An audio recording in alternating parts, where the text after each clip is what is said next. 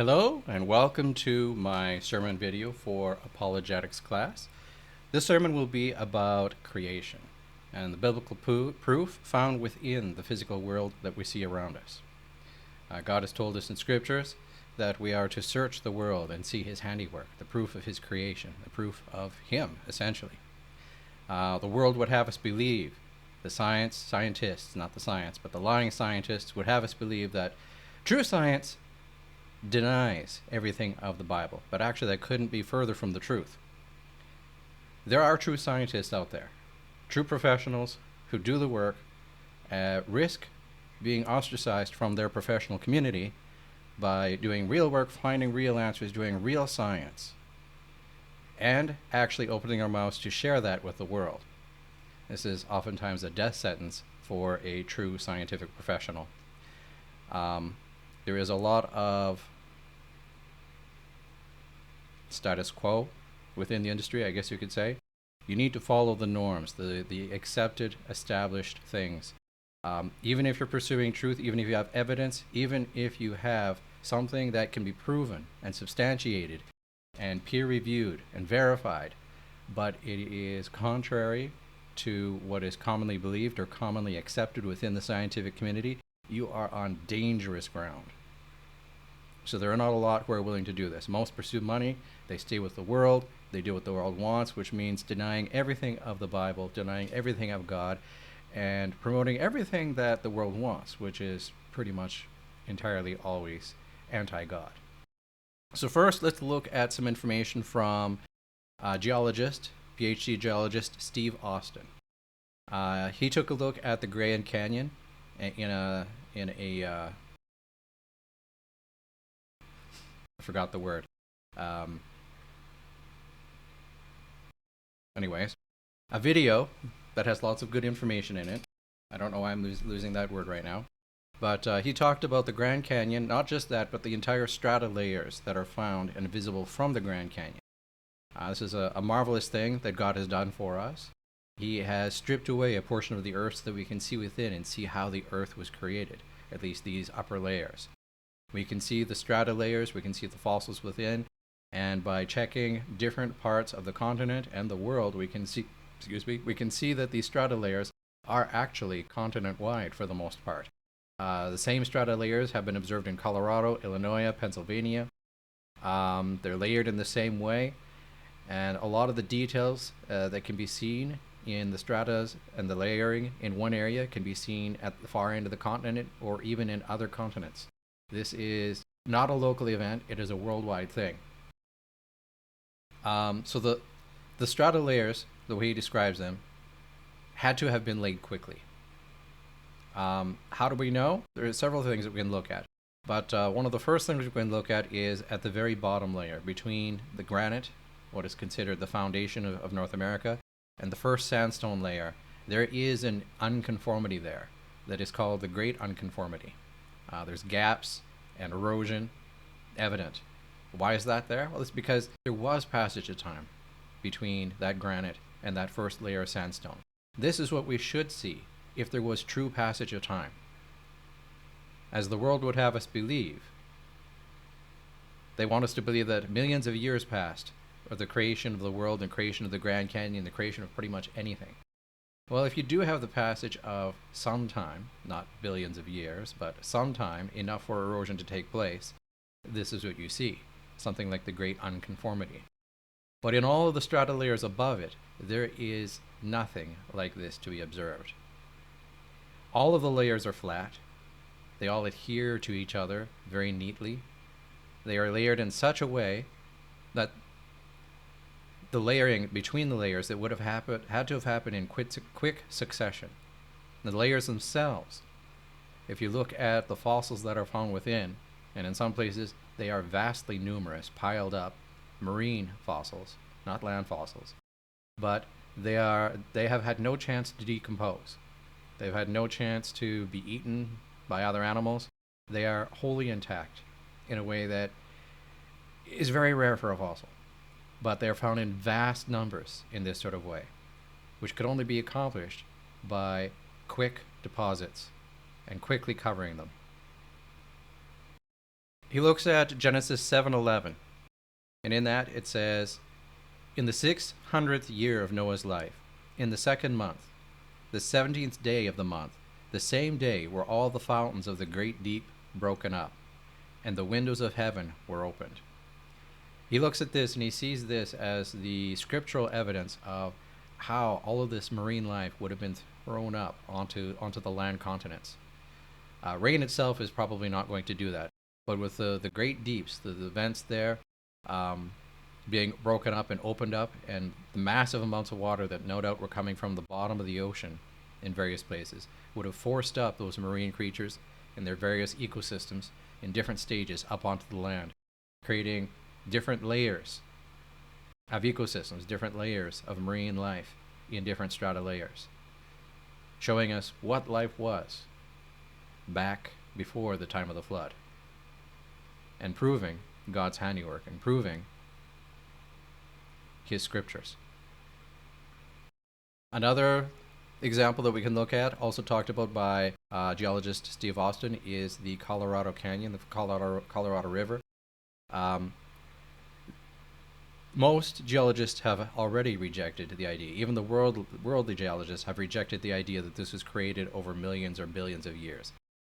The erosion necessary for such a passage of time just simply is not present. The walls of the canyon should be collapsed in. But how were those canyons formed in the first place? Steve Austin theorizes that after the flood, when the waters receded, there would have been some massive lakes left behind in the newly formed and yet still soft earth. The strata layers and the earth still being soft, there would have been places where the lakes were able to push through eventually and quickly rush out, cutting through these canyons in quick order. We're talking about over the span of weeks. That's how quickly these canyons were likely formed. The PhD Hebraist Stephen Boyle had some very interesting things to say about the language used in the book of Genesis. There are two key words that he mentioned that I want to mention here. He talked about the word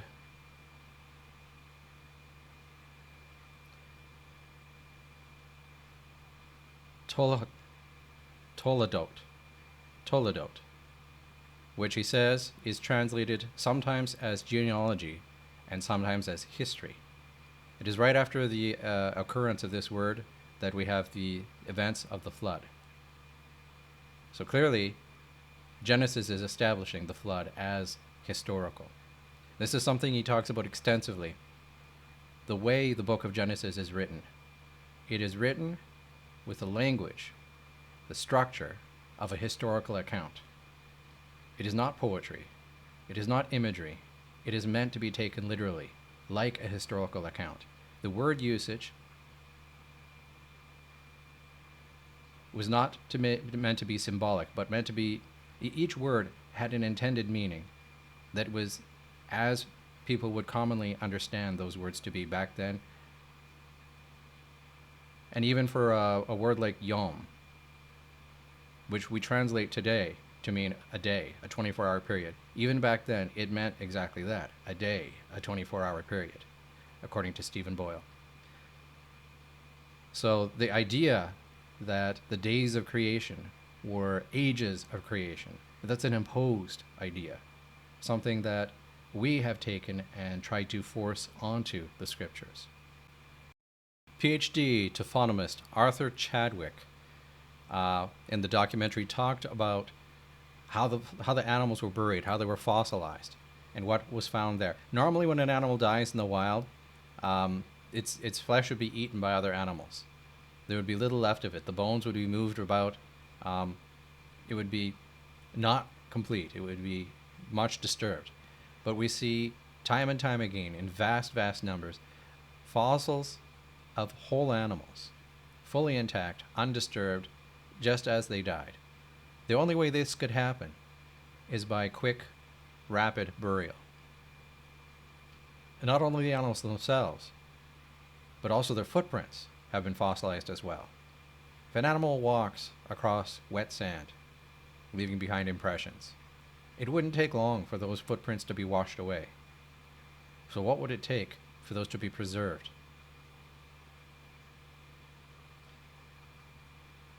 The flood would bring in a new layer of sediment to be deposited on top of those before they had a chance to be washed away.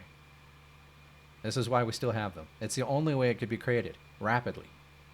Not over thousands of years, not over millions of years, not over billions of years, but rapidly, as in the flood. He looked at the fossil records, what we see, what has been dug up recently, what has been dug up in the past, what are the oldest fossils of a species, what are the newest fossils of a species. And as much as those who support evolution would like to say that there's been change, there hasn't been. The oldest fossil that we can find of any species, when compared with the newest fossil of that same species, it's the same. It is, for the most part, entirely unchanged. There is no evidence of evolution. According to Arthur Chadwick, he says that to believe in evolution, this is what requires a massive leap of faith, because there is no evidence to support this. Marine biologist, PhD marine biologist, Robert Carter takes us on an adventure to look at what is in the genome, in the DNA strands. The billions of letters that it takes to create a strand. It can be perceived as he calls it 4 dimensions. The first dimension is if you take all these letters and stretch them out in a line, one to the end. Each letter influences the ones before and after it. This is the first dimension. But in the second dimension, he says you would have to draw lines showing how they can actually influence each other a little bit further down the chain. So there's more depth of interaction. But DNA strands like this, they're not in the body. They're not stretched out in a straight line. They're actually all coiled up and bunched up together, overlapping each other and touching each other in different places. And he says that these letters, these DNA letters, the ones that are close to each other, are actually grouped intelligently. They work together, they function together as a unit. They influence each other, and they create a third level of depth to the programming. But he says yet there is still a fourth level, a fourth dimension. If someone were to get sick, the liver might recognize that it can fight off this toxin. But it's not something that the liver is already producing. It needs to change its programming to produce this. But the liver, the DNA, is designed to be able to handle this kind of thing. What he said, the way he describes it, he says, all of this DNA coiled up and folded up in on itself kind of unfolds and rewraps and becomes something new. It reconfigures to a new shape. So now the different letters of the DNA are coming into new groups and coming into contact with each other in different ways than they did before, essentially creating a whole new program. So that this liver can now create a protein that it couldn't create before. It can now create a protein and copy it that can fight off this toxin. And once the problem is dealt with, everything folds back to the position where it was before, reverting to its previous programming. This is a dynamic form of programming. This is far beyond the most sophisticated software programs that we have today. We don't have programs that can rewrite themselves on demand to fit a specific need and then revert back to the original programming. This is complexity that is beyond comprehending. This does not come by chance. If you went into an operating system, which is incredibly simple by comparison, and suggested to the creators of the operating system, hey, what if we just randomly change, a 1 here and a 0 here and a bit here and a byte there? It might improve it, right? All those little random changes over time, it'll get better. They will never agree with that. That first change will probably destroy it. Yet when it comes to the complexity of life, we think random is always the answer and it never gets anything wrong.